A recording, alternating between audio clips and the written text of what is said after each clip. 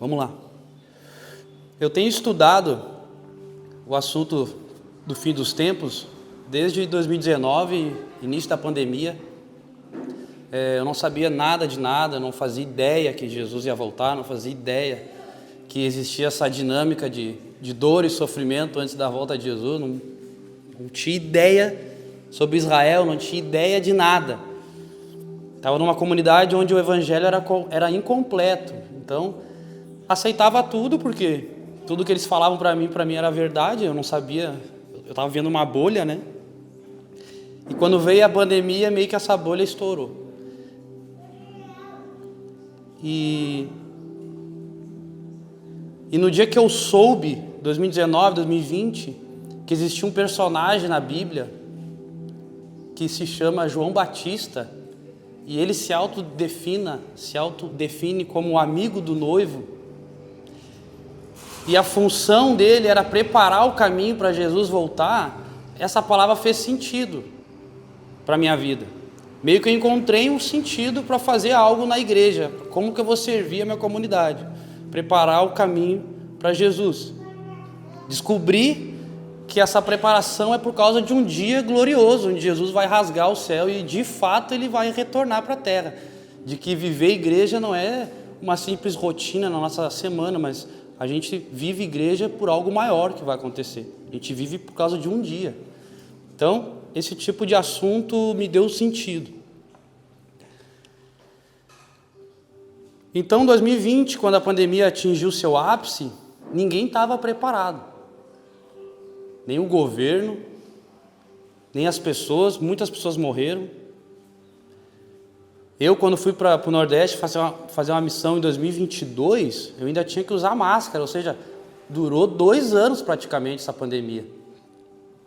E no outro ano, 2023, o Hamas invade Israel, num sábado, e é considerado um dos maiores sofrimentos da nação de Israel, considerado o segundo holocausto, ou depois do holocausto, foi a pior coisa que aconteceu na história de Israel. E se você sabe, o exército de Israel é um dos mais preparados, mas nesse dia eles não estavam preparados. Veio de repente.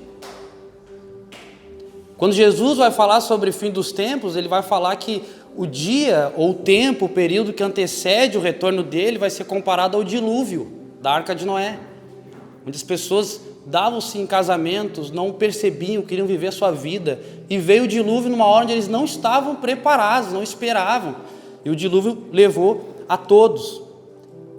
Ele ainda vai mais fundo em Lucas 21, quando ele vai falar que os dias que antecedem seu retorno serão onde as pessoas terão seu coração sobrecarregado de libertinagem, bebedeira e ansiedades da vida. Vigiai e orai, pois o dia vem. Ou seja, eventos inesperados acontecem sempre. Eu deixei de falar vários aqui. Você que sabe que vai ser pai, se você não se prepara, seu filho nasce, 2, 3 anos, se engasga, você não sabe nem desengasgar seu filho. Você pode perder o seu filho porque você não se preparou durante 9 meses. Eu poderia falar outras coisas. Então a questão do fim dos tempos, existe um alerta, preparação. Então a família do fim dos tempos, a família do tempo do fim, é uma família preparada para o retorno de Jesus. Eu quero falar sobre isso, sobre essa preparação. Mas por quê? Por que Jesus deve voltar? Lucas, eu me converti agora, eu tenho 1 ano de conversão, meses, dias, e parece que eu entrei no final do filme. O que aconteceu? Existe algo antes? Então, Deus tem um plano, e Ele é maior que tudo, e esse plano não começou quando você se converteu, esse plano começou há muito tempo. Esse plano, e eu preciso passar por esses versos para lá no final fazer sentido o que eu vou falar. Porque eu já falei muita besteira quando falei de escatologia, como falei de fim dos tempos. Israel também já falou muita besteira. Da gente focar em falar de anticristo, falar da besta, da marca da besta, falar um monte de asneira, que é legal, você deve estudar, eu gosto de estudar, tem seu lugar, mas existe algo maior que isso. E todas as vezes que os apóstolos vão falar de fim dos tempos, sempre está associado à nossa vida ordinária. Então, num culto onde eu aprendi sobre o fim dos tempos, eu saí com o coração em chamas, apaixonado por Jesus. E eu me deparei com o quê? Com a segunda-feira, com o meu chefe chato, com meus colegas falando besteira. Onde estava aquela paixão do dia do Senhor, do domingo? E eu entrei em crise. Como que eu vou lidar com a minha segunda-feira, sendo que Jesus está voltando? Só que a minha vida parece que não tem sentido. Então essa crise me fez estudar bastante e entender que existe algo maior do que apenas aprender sobre os eventos, que é a questão da preparação prática, a vida ordinária. Como que eu coloco o dia do Senhor na minha segunda-feira? Então tem muito a ver com preparação, é como fazer uma prova, né? O mínimo esperado é que você saiba as matérias pelas quais estudar. O mínimo esperado. Você não pode chegar no dia da prova e apenas chutar. Isso é um pensamento burro. Então, assim como a prova é a conclusão de um semestre, o plano de Deus tem uma conclusão. E o plano é dele. Esse plano não começou no dia que a gente se converte, no dia que a gente entrou para a igreja. Esse plano começa muito tempo antes. Então, eu quero falar 10 minutos, 15 minutos sobre essa parte, para você entender onde é que a gente quer chegar. C.S. Lewis fala, né? Se a gente não sabe para onde a gente está indo, qualquer lugar serve. Então, eu queria que você abrisse em Gênesis 3,15. Eu vou lendo, eu não vou falando tanto versículo, tá? Mas eu vou falar versículo sem mencionar versículo, sem ter que parar e ler versículo por versículo, tá? Vai ser bem corrido assim, para a gente não ocupar tanto tempo.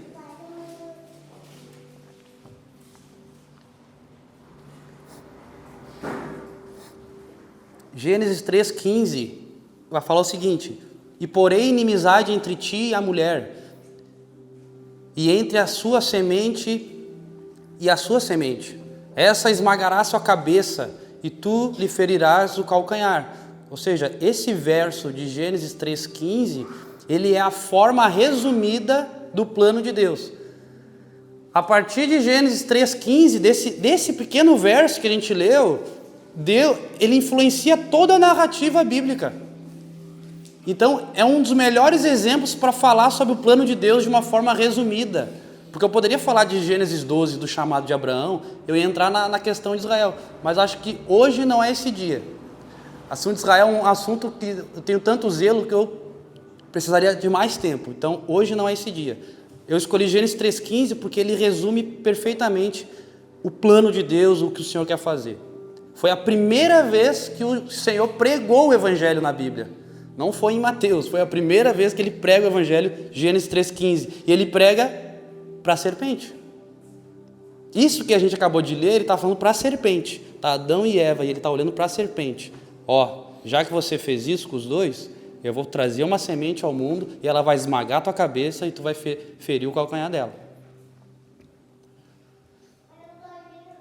O que está em Gênesis 3,15, para você entender? Lá desde o início, Deus não criou o mal. Tudo que Deus faz é bom. Os anjos eram bons. Jesus está acima dos anjos. Abaixo de Jesus estava Miguel, Gabriel, Lúcifer. Era tudo bom. Mas Lúcifer se torna mal. Ele peca. Por estar perto de Deus, se torna orgulhoso e invejoso. Mas então Deus cria. Eu estou pulando vários anos aqui. Muitos anos. Mas então Deus cria Adão e Eva. E lhe entrega a autoridade da criação. Isso deixou Lúcifer furioso, porque criou dentro dele orgulho e querer ser Deus, querer ficar no lugar de Deus, querer a autoridade de Deus, e Deus disse não. Então ele vai lá, cria Adão e Eva e entrega a autoridade da criação para os dois. Satanás pensa o quê? Lúcifer, né? Ainda ele é Lúcifer. Já que eu não posso tirar a autoridade de Adão, de Deus, eu vou tirar a autoridade de Adão. Com o homem deve ser mais fácil. Assim, Lúcifer deixou de ser Lúcifer e se torna Satanás, enganando Adão e Eva a ponto deles mesmos entregar de bandeja a autoridade da terra. Deus não poderia simplesmente matar Satanás ali, porque quem pecou de fato foi Adão e Eva. E ele também não poderia destruir a terra, porque ele prometeu entregar a terra aos seres humanos. Deus é fiel a essa palavra. Satanás nesse dia se torna o Deus dessa terra, temporariamente, até Jesus pegar ele e lançar no lago de fogo. O que Deus faz então? Ele olha para a serpente e diz: já que fez isso, vou trazer uma semente ao mundo. E por você ter dado, e por eu ter dado a terra aos seres humanos, essa semente será um homem e vai esmagar a sua cabeça. E o diabo, dizendo dentro de si: vamos ver se você vai conseguir. O que Deus faz? Faz a Eva e Adão gerarem um filho, chamado, 2 filhos, Abel e Caim. Um era bom, o outro era mau. O que Satanás pensa? Abel é a semente. Eu vou entrar em Caim e eu vou matar a semente. E é o que acontece. Satanás entra em Caim e mata a semente. Satanás olha para Deus: e Deus, como é que tu vai resolver isso? Toda vez que você mandar uma semente, a minha semente vai matar a sua. Como é que você vai resolver isso? Calma, serpente. Eva vai lá e gera outro filho, chamado Sete. De Sete viria a semente. E aqui começa a guerra. Satanás pensa: se a semente vai vir por uma mulher, tenho 2 opções. Ou eu vou matar a semente, ou eu vou perverter sexualmente a serpente.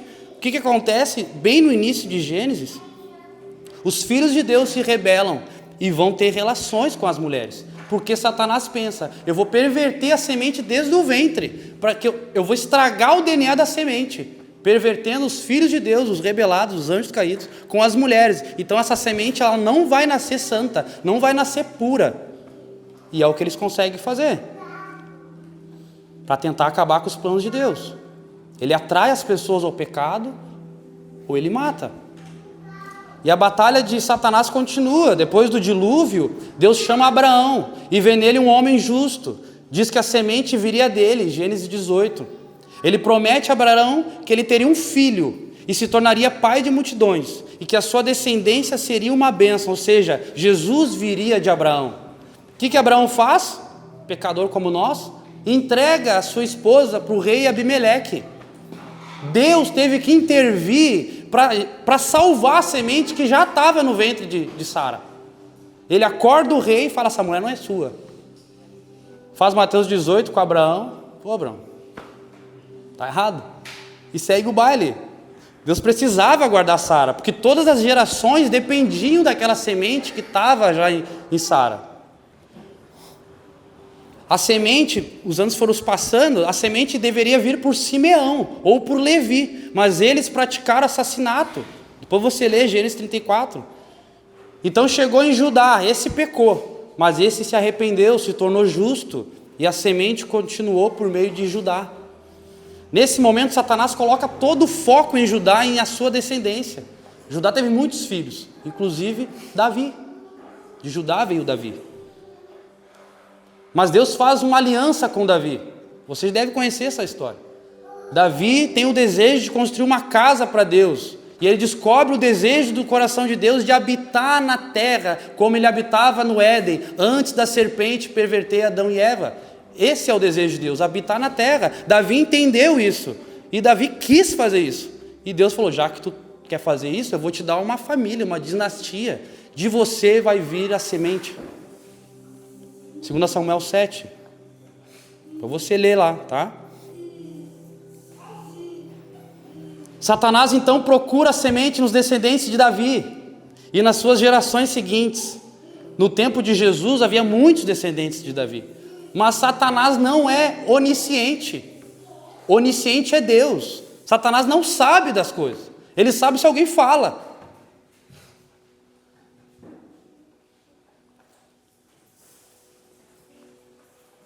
Então os magos vieram do Oriente e chegaram ao rei Herodes. Olha quantos anos eu já pulei, irmãos, para você entender. Estão percebendo o cenário? Os magos chegam ao rei Herodes e perguntam: onde está aquele que é nascido rei dos judeus? Pois do Oriente vimos a sua estrela e viemos adorá-lo. Essa foi a primeira vez que Satanás ouviu isso. Porque Satanás não é onisciente como Deus. E portanto ele não sabia disso. Ele só sabe aquilo que a gente conta. Então o rei Herodes, ouvindo isso, ficou perturbado. Satanás entra em Herodes.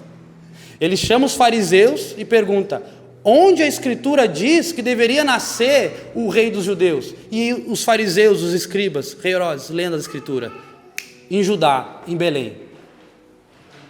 O que Herodes faz? Manda matar todos os filhos homens que iriam nascer. Satanás tentando de novo matar a semente, perseguindo a semente. Mas a semente escapa, como você conhece a história. Jesus nasce numa manjedoura, eles escapam, a criança cresce.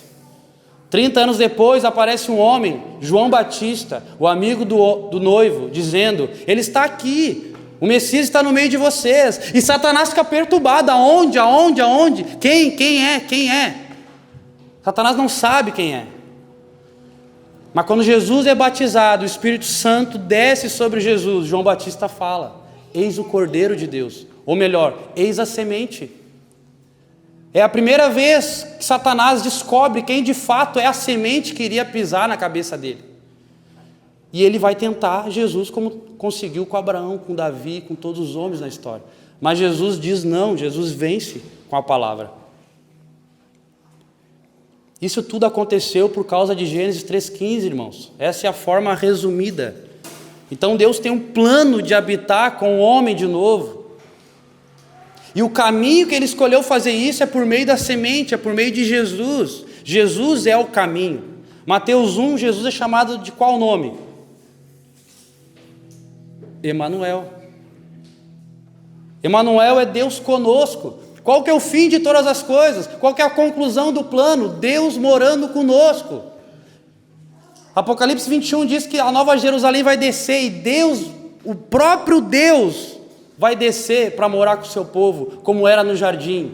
Só que qual que é o meio que Deus vai usar para ele descer? Ele se fazendo presente, por meio de Jesus. O fim de tudo é Deus conosco. Então, na obra da cruz, ele garante todas essas promessas. Ele venceu a morte com o seu próprio corpo no madeiro. Foi na cruz que a serpente fere o calcanhar da semente. Mas é na cruz que ele esmaga a cabeça. É na cruz que ele vence a morte. Mas ainda está reservado um julgamento ainda para a serpente. A cruz, ela foi a garantia disso tudo. A cruz é, como Samuel de Field fala, a cruz é um noivado. Deus noivou com a igreja. Mas tem um casamento, não parou na cruz. Existe algo maior. O melhor dia da sua vida não foi o dia que você se batizou. O melhor dia da sua vida está por vir ainda, que é o dia do casamento da igreja com o noivo. Então, eu estou correndo, tá? O dia me deu 20 minutos. Após a ressurreição, Jesus, em Atos 1, sobe aos céus, é coroado rei, mas deixa uma ordem aos seus discípulos: esperem em Jerusalém, até que do alto vocês sejam revestidos de poder, e vocês vão ser minhas testemunhas. Esse poder é o Espírito Santo, o Consolador, aquele que clama dentro de nós: Abba Pai, aquele que clama Maranata, é aquele que faz a gente ter saudade. Apocalipse 22 fala que o Espírito está clamando vem, e a noiva está interagindo com ele clamando vem. Esse é o Espírito que foi derramado dentro de nós. Então os discípulos olhando com os olhos fixos em Jesus, Jesus subindo aos céus depois da ressurreição, depois de ficar 40 dias com eles, sobe aos céus, e os discípulos olhando aquilo, e dois anjos: vocês estão olhando o quê? O mesmo Jesus que está subindo é o mesmo que vai descer, é o mesmo Jesus. E é nesse ponto da história que a mensagem do retorno de Jesus passou a ser o cerne da igreja primitiva. Ela foi fundamentada na esperança de que Jesus um dia iria voltar, do mesmo modo que subiu. Então, o retorno de Jesus faz parte do Evangelho. Sempre fez. Se a gente falar da primeira vinda, é um Evangelho incompleto. A primeira vinda, ela é eficaz, mas se for só isso, está incompleto. Então a gente chega num capítulo onde não é o Lucas falando de escatologia, não é o Israel falando de fim dos tempos, é o próprio Jesus falando de fim dos tempos. Mateus 24, pode abrir aí, irmãos, senão você vai falar que eu não abri a Bíblia ou não falei versículo. Deu para entender um pouco sobre o plano e sobre para onde Deus está levando? Glória a Deus. Mateus 24, Jesus vai falar o seguinte: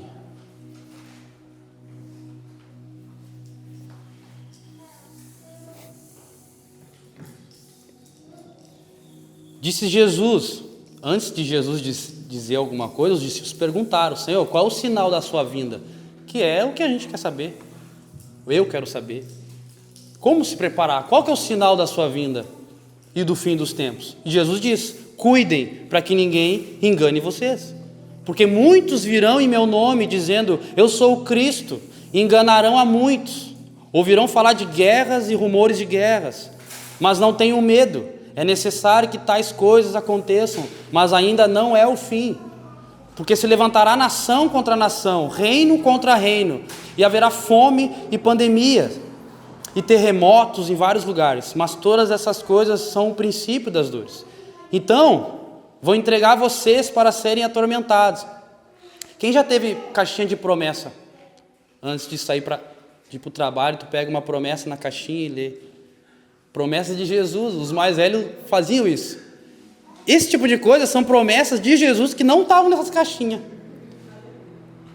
Olha o que Jesus está prometendo: vão entregar vocês para serem atormentados e mortos. Aí você vai trabalhar na segunda-feira e lê uma promessa dessa: vocês serão odiados por todas as nações por causa do meu nome. Nesse tempo muitos vão se ofender, e pela ofensa vão trair uns aos outros, e uns aos outros vão se odiar.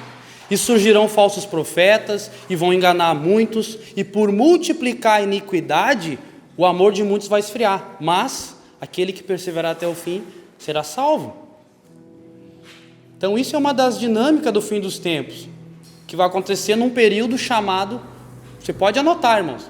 Pode anotar, ou depois vai ver no YouTube. Mas é bom a gente estudar. Se chama grande tribulação. Quem já andou de avião sabe aquela turbulência que dá, né? A grande tribulação é uma turbulência muito maior. Dá mais medo. Jeremias 30, pode anotar. Jeremias 30 vai descrever com mais detalhe esse tempo da grande tribulação. Esse período dura 3 anos e meio. Não é muito tempo não, irmãos. Você acha que está sofrendo aí? É onde as coisas mais terríveis vão acontecer na geografia do mundo. Vai ser nesse período de 3 anos e meio, antes do retorno de Jesus. Literalmente e espiritualmente. Então a grande tribulação, você vai ler lá em Jeremias 30, você vai perceber que ela começa em Israel.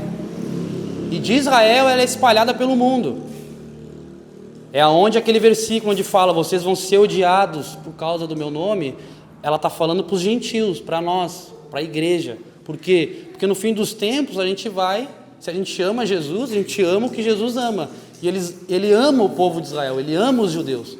Então, o povo judeu no fim dos tempos vai ser o povo mais odiado da terra. Então, no momento que a igreja se coloca em favor de Israel, a gente se torna o povo mais odiado, por causa do nome de Jesus. Mas eu quero me atentar a algo mais prático hoje, já que a gente já entendeu o plano do Senhor através da semente, porque Ele quer esmagar a cabeça da serpente para reverter tudo que a semente fez no Éden, porque Ele quer descer de novo na terra. Mas para descer sobre a terra existe um período antes, onde Ele vai fortalecer a igreja durante a grande tribulação. Mas como que é isso? É isso que eu quero falar hoje. Como que é a família do tempo do fim? Como que é a igreja?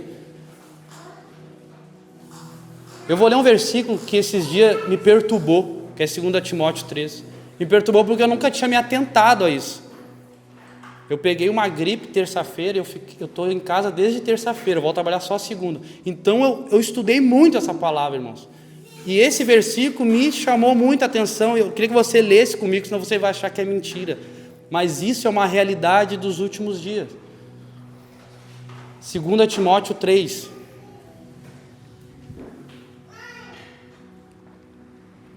Eu não sei agora se eu anotei o versículo, mas acho que é no início. Saiba que nos últimos dias, é assim? Serão dias terríveis. Os homens, tanto homem como mulher, serão egoístas, serão avarentos, serão presunçosos, arrogantes, blasfemos, serão desobedientes aos pais, serão ingratos, serão ímpios, sem amor pela família, irreconhecíveis, caluniadores, sem domínio próprio, serão cruéis, inimigos do bem, traidores, soberbos, mais amantes dos prazeres do que amigos de Deus, tendo aparência de piedade, mas negando o seu poder. Irmãos, isso aqui não é um pregador famoso que está fazendo uma postagem no Instagram e dizendo como é que vai ser. Isso aqui é Paulo, isso aqui é Escritura, confirmando como é que vai ser o coração do ser humano nos últimos dias. Vocês querem mais? Joel 2. Não precisa abrir se você não quiser. Joel 2 não fala só de um derramamento do Espírito, onde a igreja vai ser avivada. Antes disso existe algo. Toque a trombeta em Sião, soem um alarme no meu santo monte. Tremam todos os habitantes da terra, pois o dia do Senhor está chegando. É dia de trevas e de escuridão, dia de nuvens escuras. Assim como a luz da aurora estende-se pelos montes, um grande e poderoso exército se aproxima, como nunca antes se viu, nem jamais se verá. Diante deles a terra treme, o céu estremece, o sol e a lua se escurecem, e as estrelas param de brilhar. O Senhor levanta a sua voz à frente do exército. Como é grande o seu exército, como são poderosos que obedecem a sua ordem, como é grande e terrível o dia do Senhor. Quem poderá suportá-lo? Joel fala que será grande e terrível o dia do Senhor. Grande para aqueles que amam a sua vinda, para aqueles que se preparam para a sua vinda, mas será terrível para aqueles que não se preparam. Mas a Escritura diz que Jesus vai voltar num dia específico. O grande e terrível dia do Senhor é um período de anos, é um período, mas também é um dia de 24 horas. Jesus volta num dia específico, irmãos. E Jesus, nesse dia, a Bíblia diz que ele vai fazer todo o trajeto de Moisés, o trajeto que Moisés fez do Êxodo, libertando o povo até a terra prometida. Jesus faz esse processo de novo, como um Moisés superior, com os mesmos milagres, com os mesmos trovões, com os mesmos fogos, raios saindo das suas mãos, como Abacuque fala. Ele vem sujo de sangue, como Isaías 63 fala, porque ele vem libertando e pisando a cabeça dos inimigos. Jesus é chamado esmagador de crânios em Salmo 68, título que ele recebe em Gênesis 3,15. Ele vem sujo de sangue, não porque ele morreu numa cruz, ele vem sujo de sangue porque ele está pisando os inimigos. Ele vem fazendo justiça sobre a terra, que é o que tanto a gente ora numa sala de oração. Faça justiça em Marajó, faça justiça na Nigéria, faça justiça com essa corrupção em Brasília. Deus vem fazendo justiça, mas ele não vem virando a outra face. Ele é comprometido com a missão dele a ponto dele mesmo pisar a cabeça dos inimigos. Ele vem marchando em direção a Jerusalém e se assenta no trono de Davi, seu pai, para reinar eternamente, cumprimento da aliança que Deus faz com Davi. Davi, de você virá a semente. E o reino dessa semente não vai ser como o reino do Bolsonaro, que dura 4 anos, ou do Lula. Vai ser um reino eterno. Então Jesus vem marchando até Jerusalém. Do Egito ele vem até Jerusalém e se assenta no trono de Davi e começa a reinar sobre a terra. Ele vem como um segundo Josué, cavalgando seu cavalo branco, seu exército dos redimidos atrás. Salmo 98, anote esse verso, descreve pessoas adorando o Senhor com instrumentos, enquanto ele cavalga nos ares. No Salmo 68, as mulheres dançando e tocando tambores no deserto, ao som de trovões. Que dia glorioso, irmãos. Como se preparar para isso? Vocês querem se preparar para isso? Não querem. Apocalipse 19:7, eu estou indo para o final. Apocalipse 19:7. Agora é a parte prática, tá, irmão? Porque tem que ter a parte prática. Apocalipse 19:7 diz: regozijem-se, Alegrem-se e deem glória, pois chegou a hora do casamento do Cordeiro, e a sua noiva está pronta. Olha, a noiva vai chegar pronta naquele dia. Talvez você olhe para a sua vida e pense, não tem como, é muita ansiedade, é muita depressão, é muita dificuldade na vida. Deus garante que essa igreja hoje, morna, desgraçada, suja, vai se tornar uma igreja gloriosa e pronta. Ele está comprometido em Ele fazer isso. Essa expressão se preparou, algumas versões vão falar ataviada, é uma palavra em grego, etoimazo, e essa mesma expressão, se preparar, é a mesma expressão de Isaías 40, quando Isaías vai dizer, voz do que clama no deserto, preparai o caminho, e a noiva está pronta, é a mesma coisa. Ou seja, aquilo que João Batista foi chamado para fazer, preparar o caminho do Senhor, e todo o processo da igreja ficar pronta para o casamento, é a mesma coisa, que nada mais é, anota essa palavra, que nada mais é, discipulado. Acabou a música. Discipulado é a palavra, irmãos. Mas discipulado é uma escola, hoje em dia é uma escola de moralidade, é uma ferramenta que a igreja usa para mudar comportamento. Muitas vezes discipulado é associado a você entrar num grupo caseiro, de célula. Mas ainda que tudo isso faça parte do discipulado, o discipulado de acordo com a Bíblia, com a Escritura, acontece baseado na perspectiva do reino, que está vindo o reino de Deus. E como que a gente se prepara para esse reino que está vindo? Sermão do Monte. O Sermão do Monte é a forma de nós discipularmos a nossa família uns aos outros. Porque quem fala ali? Bem-aventurados os humildes, os pobres, os mansos, bem-aventurados os puros de coração, bem-aventurados os que choram, bem-aventurados os que têm sede e fome de justiça. Ele coloca, por quê? Porque deles é o reino, porque eles vão herdar o reino, porque eles vão experimentar o reino. Então o Sermão do Monte, através do discipulado, tem essa função, com a visão bíblica, de nos preparar para a volta do Senhor, para o reino do Senhor. Se existe um reino que ele está vindo, qual que é a mentalidade, qual que é o estilo de vida desse reino? Sermão do Monte, Mateus 5. O problema é que a gente olha para o dia do Senhor como se nós estivéssemos olhando para uma prova. Talvez na faculdade, onde, por exemplo, algumas provas são no domingo, então o que eu faço? A mentalidade burra. Vou estudar o sábado todo, porque eu vou chegar com a mente fresquinha no domingo e eu vou passar na prova. Mas o professor não quer que você passe na prova. O professor quer que você aprenda a matéria. Mas no último minuto da minha vida eu sou salvo, no último minuto eu vou cear, no último minuto, no último dia eu vou entrar para uma igreja, eu me arrependo. No último minuto, no último dia. Deus não quer que seja assim. Isso é um pensamento burro, irmãos. Deus, Ele quer que todo dia, 1 hora por dia, você tire um momento para estudar, para aprender qual que é o estilo de vida. Senão a gente acaba se tornando como as 10 virgens, as 5 virgens imprudentes, que não se prepararam, porque acharam, na última hora eu vou guardar óleo. Você deve ser como as outras 5 virgens, que guardaram durante a vida óleo. Está muito rápido, vocês estão entendendo, irmãos?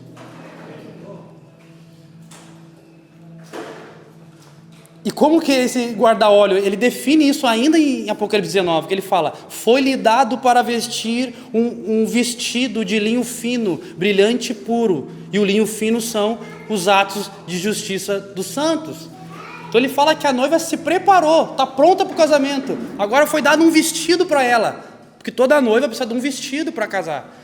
E esse vestido ele foi feito, costurado há anos.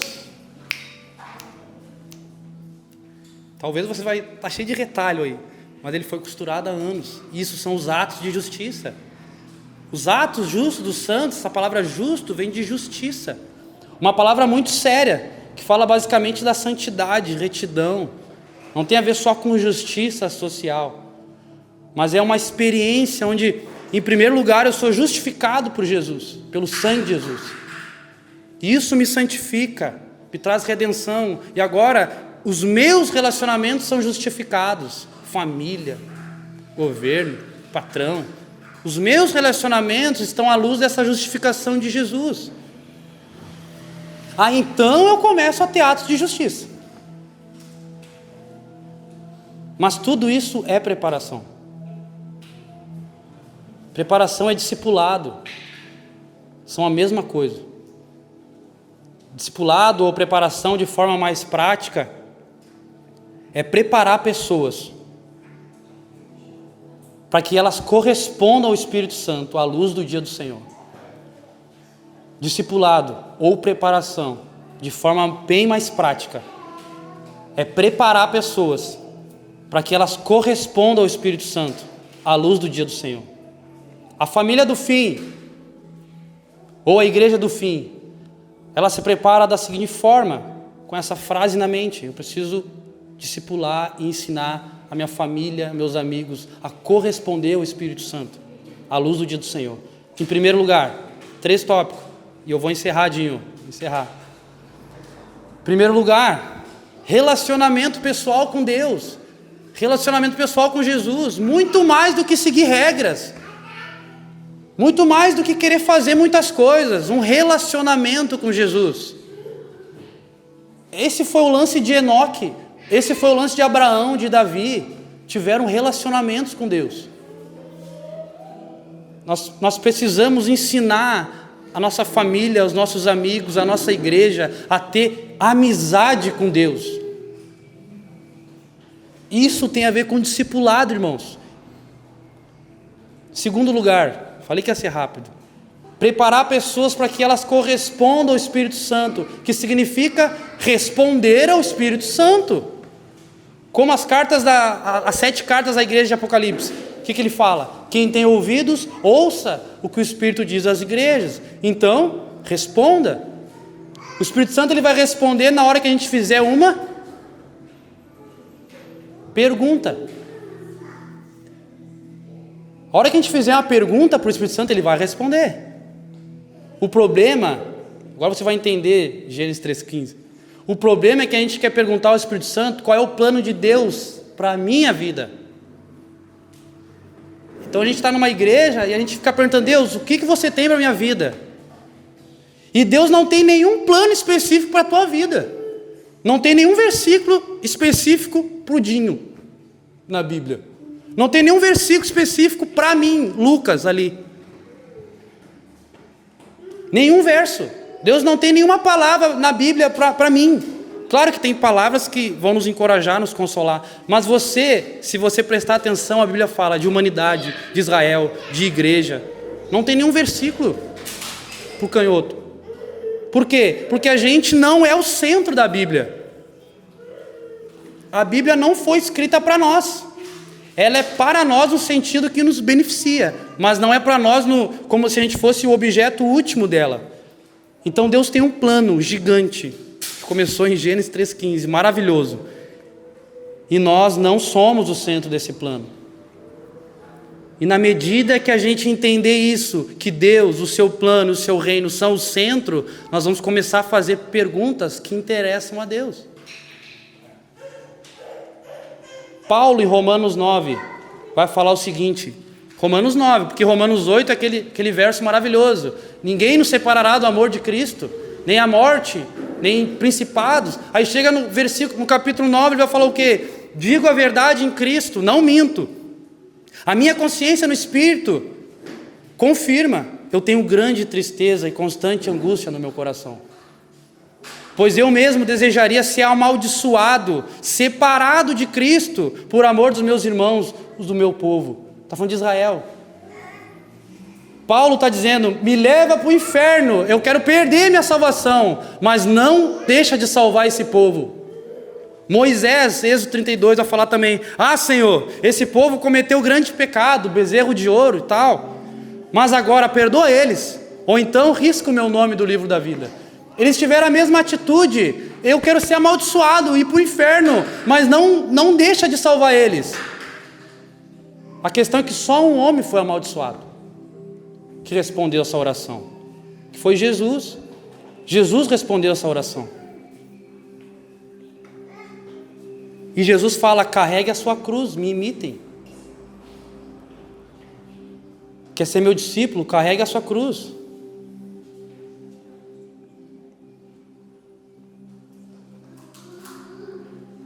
Carregar a cruz nada mais é do que olhar para aquilo que Deus almeja e deixar de lado a nossa vida, nossos sonhos, abraçar o plano de Deus, que é maior que tudo.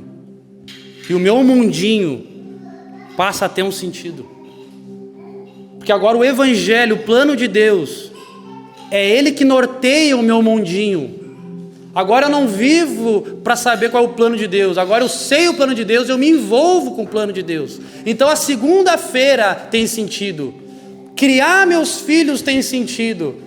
Eu honrar minha esposa, o meu esposo tem sentido. Eu vir numa comunidade e me envolver com ela tem sentido. Porque Deus tem um plano. E eu quero me envolver com essa conclusão do plano. Eu quero envolver minha família nessa conclusão do plano. Agora tem sentido. O problema é que nós queremos que o nosso mundo esteja na frente do plano de Deus. Então nós precisamos levar as pessoas a corresponder ao Espírito Santo. Fazer perguntas do tipo: quando você corresponde ao Espírito Santo, você faz perguntas do tipo: Senhor, o que você pensa sobre Israel? O que você pensa da realidade da igreja hoje, que não é a que você deseja? O que você pensa das nações? Só que se alguém começar a fazer essas perguntas, irmãos, a sua vida acabou, porque ele vai responder. Ele vai responder você. E quando você ouvir a resposta, você vai ter madrugadas que você vai chorar, mas não porque você é pecador, você vai chorar porque as coisas não estão acontecendo como era para acontecer. Você está vendo que o plano de Deus não está se cumprindo, porque a igreja cada vez mais está indo para o fundo do poço, e você começa a chorar, porque agora você está se envolvendo com o plano de Deus. O plano de Deus encarnou na sua vida. Paulo era cheio do Espírito Santo, e mesmo assim ele tinha uma grande tristeza. Mas essa tristeza não era pelos problemas dele. Paulo e Moisés queriam o que Deus queria.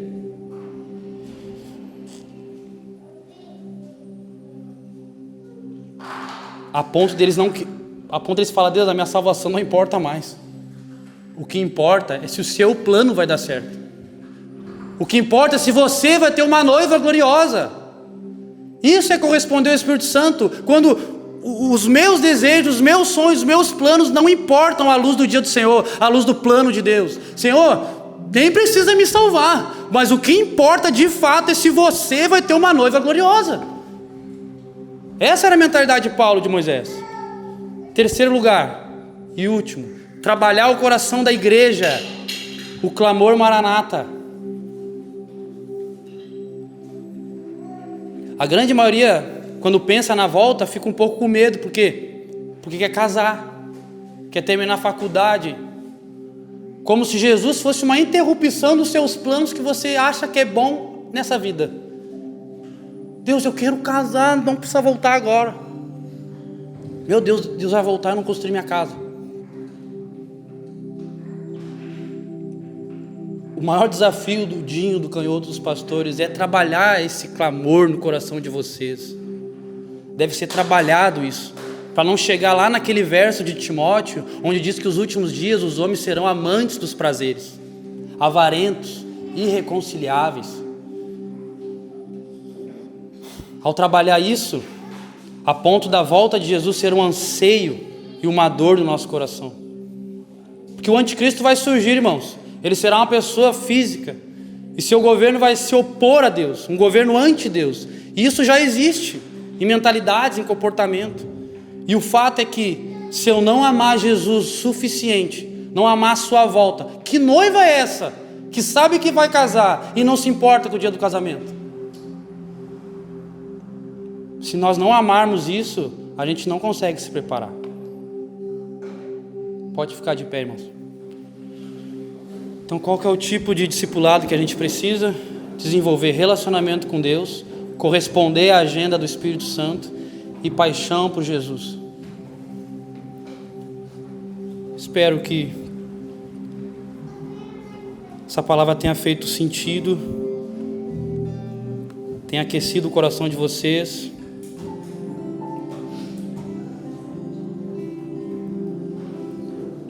É o momento da gente refletir sobre como a gente tem se envolvido com o plano de Deus, como tem sido a nossa fome por Deus, como tem sido a nossa paixão, nosso coração. Esse é o momento, irmãos. Eu não vou chamar ninguém para vir na frente, é um momento pessoal. Mas reflita agora, feche seus olhos e reflita como tem sido, como eu tenho entendido igreja. Pai, obrigado pela sua palavra, obrigado por ter nos despertado essa manhã. Eu demorei muitos anos, Senhor, muitos anos para entender, Senhor. Demorei 11 anos, Senhor, para entender que você ia voltar. Fiquei dentro de uma igreja, Senhor, onde ninguém me falava de esperança. Fiquei num lugar, Senhor, onde a minha vida não tinha sentido nenhum. Mas no dia que alguém leu que você iria retornar, que você queria uma noiva pronta, a minha vida teve sentido, Senhor. Que a vida dos meus irmãos aqui, Senhor, passe a ter um sentido hoje, Senhor. Alguns já encontraram isso, alguns já entenderam isso e já estão correspondendo ao Espírito Santo. Mas Deus, eu sei que tem pessoas aqui ainda, Senhor, que não entenderam isso. Eu oro, abre os olhos do nosso coração nessa manhã, Senhor. Abre o plano de Deus na nossa mente agora. Como é grande o seu plano, Senhor. Como é glorioso o seu dia. Não me deixa de fora disso, Senhor. Não deixa os meus filhos de fora disso, Senhor. Não deixa os meus amigos, Senhor. Jesus, aumenta a paixão pelo seu dia. Aumenta, Senhor. Aumenta dentro de nós essa paixão, aquece os nossos corações, Senhor. Que a libertinagem, a perversão, depressão, ansiedades da vida, dificuldades não venham roubar essa semente, Senhor. Não venham roubar essa semente que foi plantada, Senhor. Eu oro para que você tenha atenção ao Espírito Santo. Eu oro para que você ouça o que o Espírito Santo está dizendo à igreja.